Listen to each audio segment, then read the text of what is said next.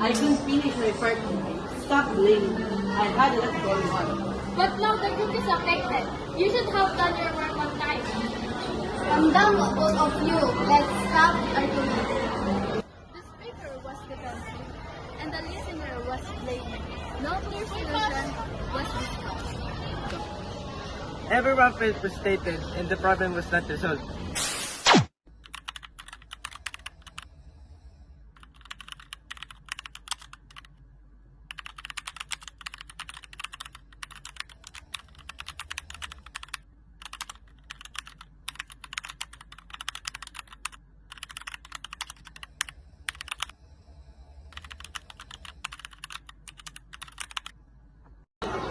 I'm sorry for not finishing my part on time. I had some personal problems earlier.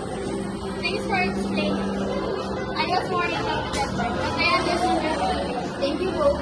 Let's work together and divide the remaining tasks so we can finish on time. The group understood each other to make the plan and work together to meet the deadline.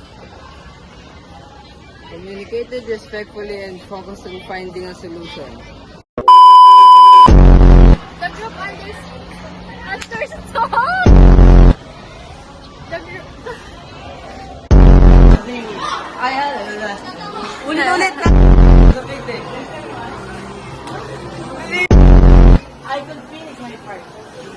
Ba't ka kayo affected? You should have done your work on time.